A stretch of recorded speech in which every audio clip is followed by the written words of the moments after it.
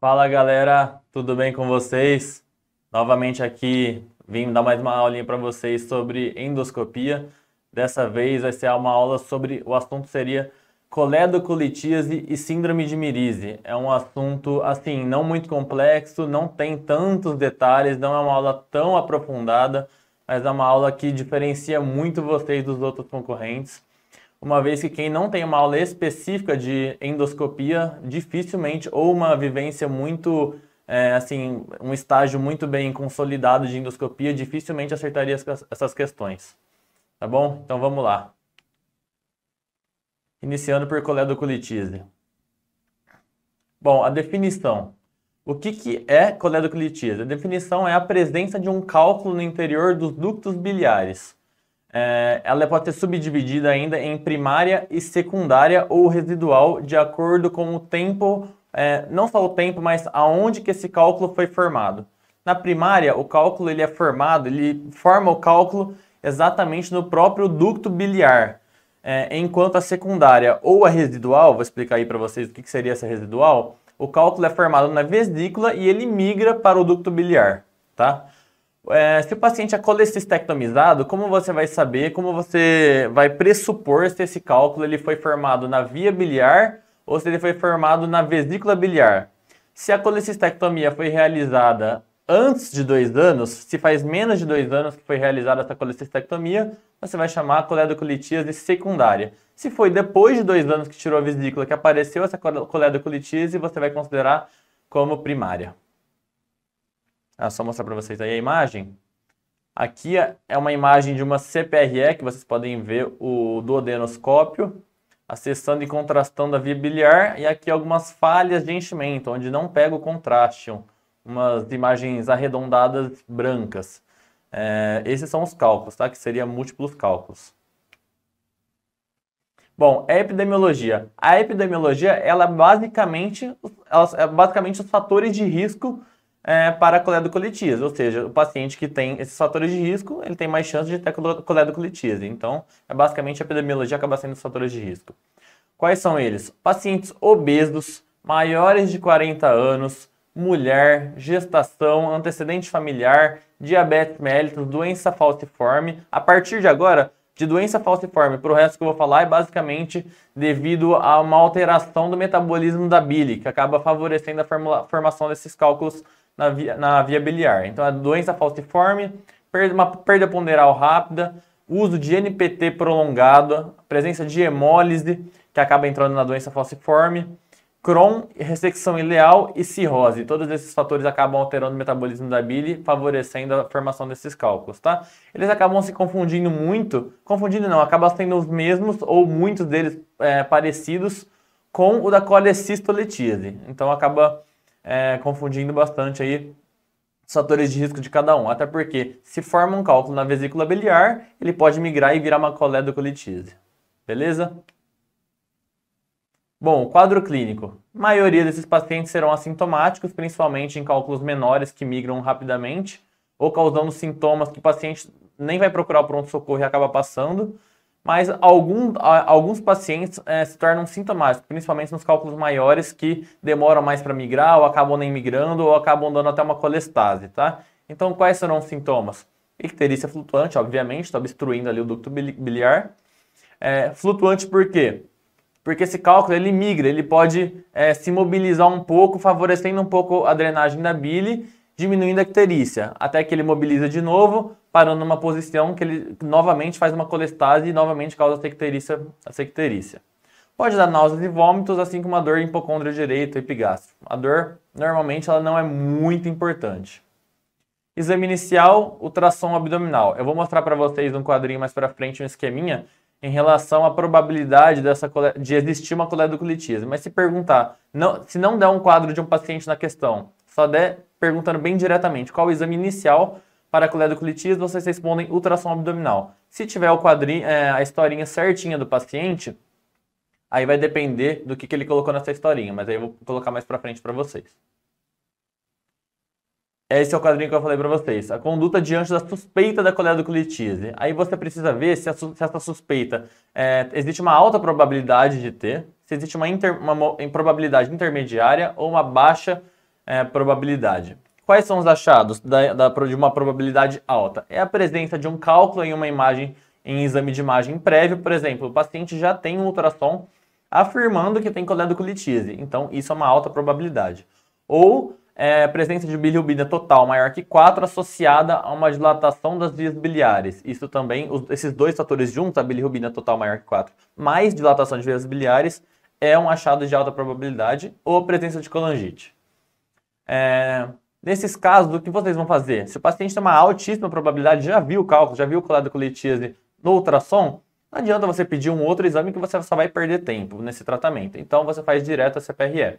A CPRE, lembrando, como eu já disse na aula de CPRE, na maioria das vezes, ele é um exame terapêutico. Então, se você tem uma baixa suspeita, você não vai pedir uma CPRE apenas para fazer o diagnóstico. Você vai pedir a CPRE quando você já tem uma altíssima probabilidade de ter essa coledoclitise para tratar ela de fato.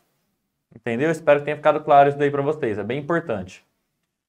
Probabilidade intermediária de existir essa coledoclitise. Quais são os sinais dessa probabilidade intermediária? Então, a presença de alteração de enzimas hepáticas e ou canaliculares, ou dilatação de vias biliares e ou idade maior que 55 anos. Se tiver um desses três tópicos, desses três achados, já é uma probabilidade intermediária. O que vocês vão fazer? Investigar com um exame um pouquinho melhor.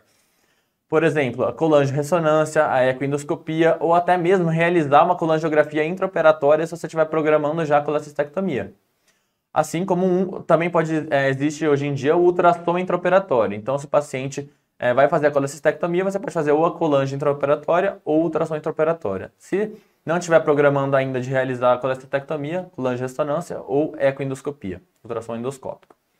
Se existe uma baixa probabilidade, não tem nenhum desses critérios acima, o paciente está programando uma colecistectomia, pode ir para a cirurgia direto, não precisa fazer nenhum exame adicional, porque a chance de ter uma coledoclitise aí é bem pequena.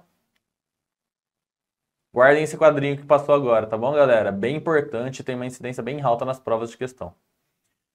Agora, em relação ao diagnóstico, se tem uma probabilidade intermediária, se tem, então, alteração de enzimas hepáticas e canaliculares, dilatação das vias biliares ou idade maior que 55 anos e não tem nenhum dos critérios de alta probabilidade e o paciente não está em programação de uma colecistectomia recentemente, o que a gente vai fazer? A gente vai dar prioridade ou para ressonância, para colangio-ressonância ou para para ecoendoscopia, ultrassom endoscópico.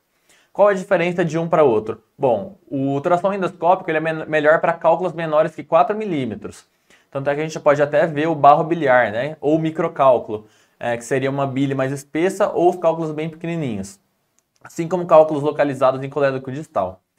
No entanto, apesar do ultrassom endoscópico possuir uma sensibilidade e uma especificidade maior, a colangio-ressonância é um método não invasivo, né, galera? A gente precisa lembrar que o ultrassom endoscópico, apesar de ser um excelente exame diagnóstico e às vezes terapêutico, você precisa submeter o paciente à sedação, tem risco de perfuração e tudo mais.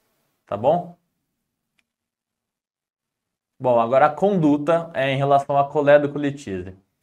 A gente precisa tirar o cálculo de algum jeito, basicamente, né? Se a gente não tirar, eu vou mostrar para vocês em casos refratários o que a gente faz. Mas a princípio, de rotina, o que a gente faz? A papilotomia endoscópica ampla, associada a um desses dois, ou balão extrator ou basket. Normalmente a principal escolha que a gente usa mais na rotina será o balão extrator mesmo. Ele é mais bem indicado em pacientes que têm apenas um cálculo, não tem aquele monte de cálculo. Aqui, como vocês podem ver, é uma foto do balão extrator. Aqui numa via biliar dilatada, você insufla o balão, não passa contraste, então fica branco. Aí você pode ver o balão extrator. Então o balão extrator, além dele ser tecnicamente mais fácil, tá? Então melhor em cálculo único e cálculos não impactados na papila. O basket ele é melhor para aqueles cálculos que você passou o balão extrator e não saiu.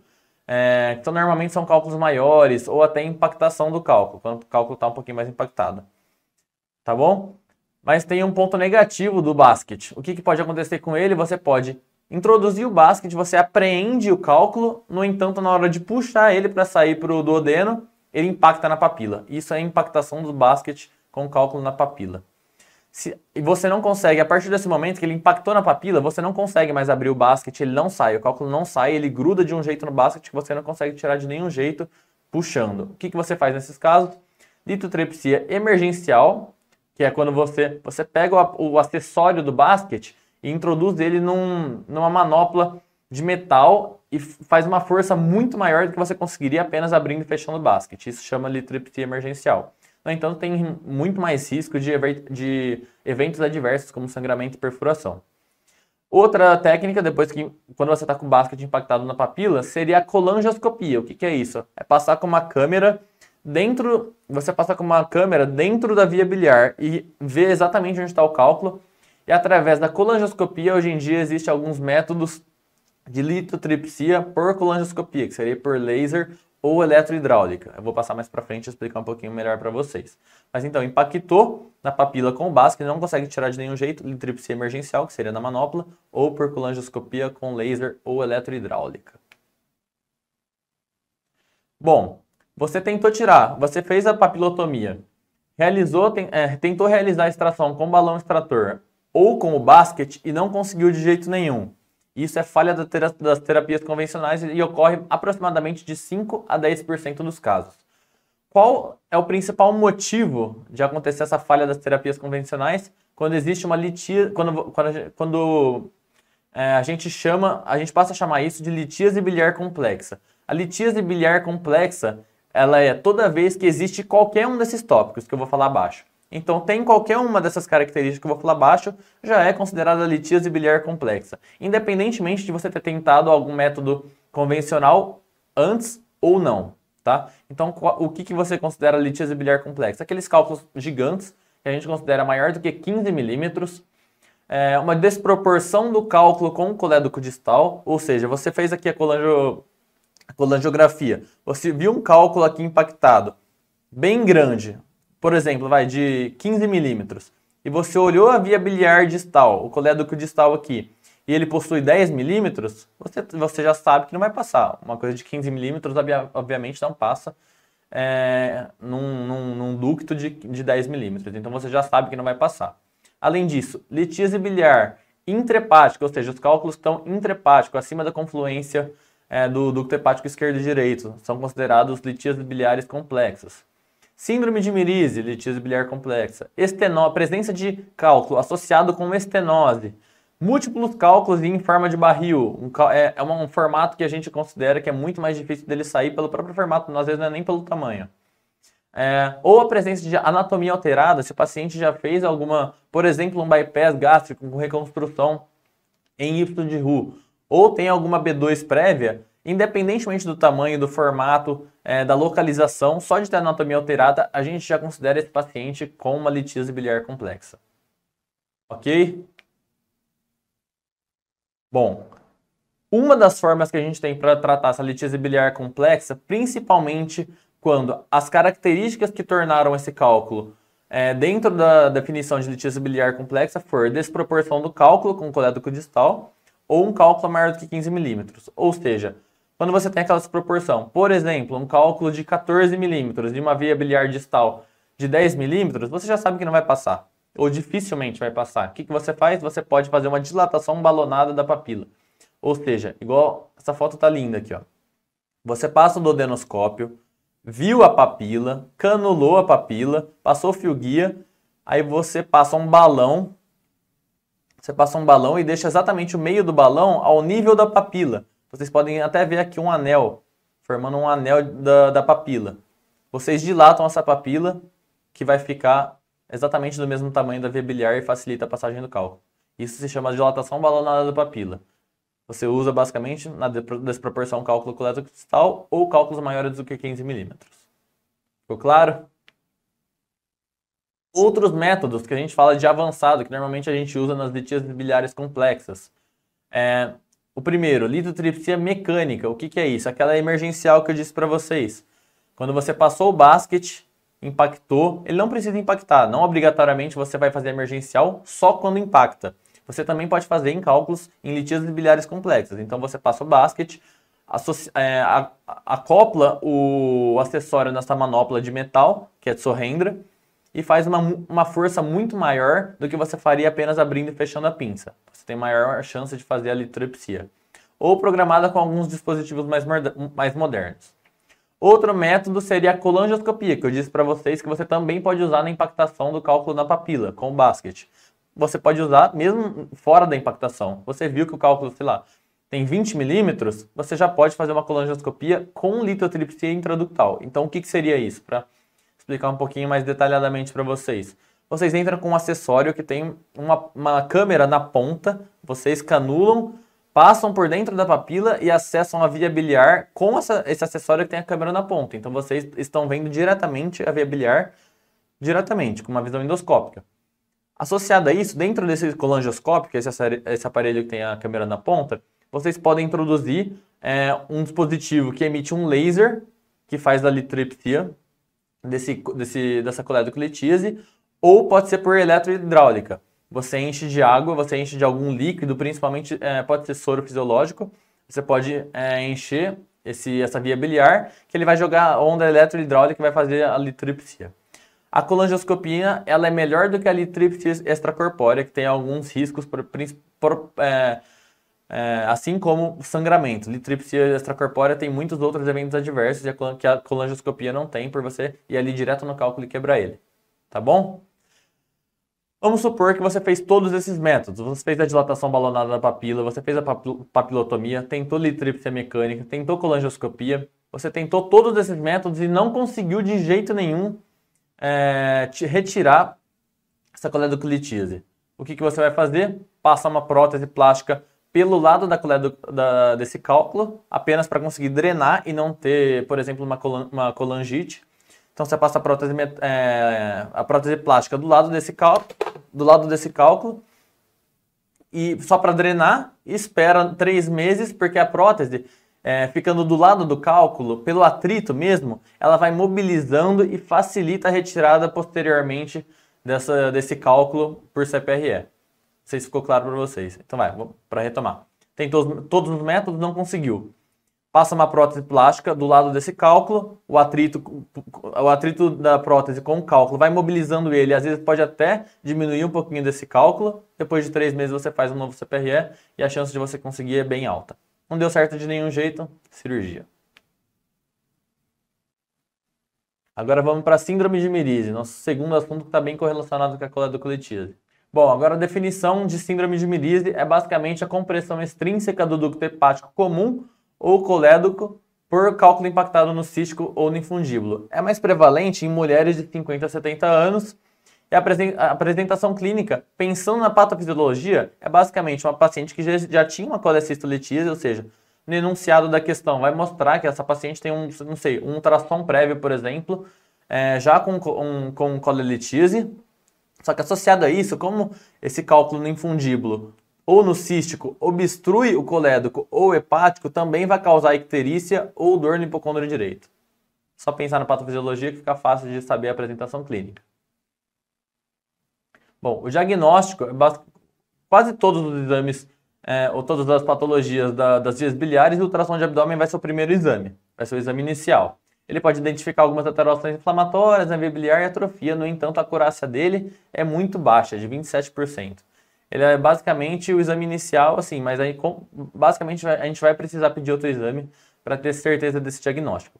A tomografia não tem nenhum achado típico, ela basicamente descarta outras causas de obstrução, como a neoplasia.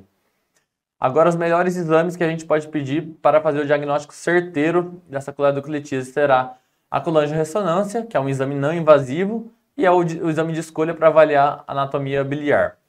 Uma acurácia aí de 50%. Mas, como a gente já sabe, a CPRE, apesar de não ser um método diagnóstico, um exame diagnóstico, ele é o padrão ouro para diagnóstico e para tratamento da síndrome de Merise. Uma acurácia aí variando de 55% a 90% e uma sensibilidade de 76% a 100%. Então a gente vai fazer a colangiografia, a gente vai ver ou o hepático comum ou o colédoco obstruindo ao nível não, mas pelo menos próximo ali do ducto cístico. Beleza?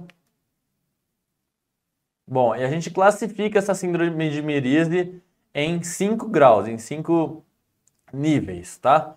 Qual que é o primeiro? Mais leve, mais brando. É apenas uma compressão do colédoco ou do hepático comum, ou seja, não obstrui, ele apenas causa uma compressão extrínseca. Já o 2 é uma fístula colecisto biliar com um diâmetro de 1/3 da circunferência do hepático comum ou colédoco, ou seja, obstrui 1/3 da luz do colédoco ou do hepático comum. Já a fístula colecisto biliar é de 1/3 a 2/3 da circunferência do hepático comum e colédoco. O 4 acomete toda a circunferência do hepático comum e do colédoco. Já a 5 é uma fístula colecisto-entérica, ou seja, muito provavelmente, posteriormente, esse paciente vai apresentar aí um ilho biliar. Beleza? Agora um esqueminha aí para vocês entenderem um pouquinho melhor. Então vamos lá. O nível 1, o A, é apenas uma compressão extrínseca, aqui nesse caso do hepático comum, sem causar uma obstrução. Já o B, ou 2, né? Menor até 1/3 da circunferência da luz do colédoco ou do hepático comum. C, entre 1/3 e 2/3. D, obstrui completamente. E o E, fístula colecisto da vesícula entérica para o intestino delgado. Ok? Bom, agora vamos para o que mais importa, né? O tratamento. Como que a gente trata essa síndrome de miríase? Por endoscopia, quais são as nossas opções? Basicamente, quando a gente vê um paciente com síndrome de miríase, a gente faz a CPRE, passa um stent biliar, ou seja, a gente passa uma prótese plástica ao lado, do lado, na onde está a PERV, a luz do colédoco e da via biliar, basicamente, e faz uma esfincterotomia. A gente corta ali o esfíncter para diminuir a pressão e drenar mais fácil. Então a gente passa a prótese para desobstruir, também para facilitar a drenagem da bile e não causar uma colangite, e a esfincterotomia para ajudar ainda mais diminuindo a pressão. Outra opção é a gente passar um dreno nasobiliar. Então a gente passa um dreno na via biliar, exterioriza ele pelo nariz. Então a gente consegue drenar a bile, evita a colangite e além disso, numa possível cirurgia, que esse paciente com certeza vai precisar de uma cirurgia posteriormente, faz a colangiografia por esse dreno nasobiliar e você consegue ver exatamente a anatomia da via biliar, evitando algumas complicações, como por exemplo uma clipagem de colédoco que não é muito raro da gente ver. Tá bom? Além disso, principalmente no tipo 2, que é aquele menor do que 1/3, a obstrução menor do que 1/3 da circunferência do colédoco do hepático comum, a gente pode fazer uma colangioscopia com a litripsia, que eu disse para vocês anteriormente enquanto eu estava falando sobre a colédocolitise. A gente passa uma câmera, vê exatamente onde está a obstrução, onde está o cálculo impactado no infundíbulo ou no ducto cístico, passa um laser ou um acessório de litripsia eletrohidráulica e a gente quebra esse cálculo. Também é uma forma da gente desobstruir por CPRE um paciente com síndrome de miríase. No entanto, todos esses tratamentos endoscópicos, eles são provisórios, apenas para melhorar a drenagem de bile e evitar uma colangite nesse momento. Mas a gente sabe que o tratamento definitivo é o tratamento cirúrgico, uma vez que precisa pelo menos fazer a colecistectomia nesse paciente. Ficou claro? Beleza, muito obrigado, galera. Sempre um prazer estar aí com vocês. Qualquer dúvida pode me chamar aí. Tchau, tchau, até a próxima.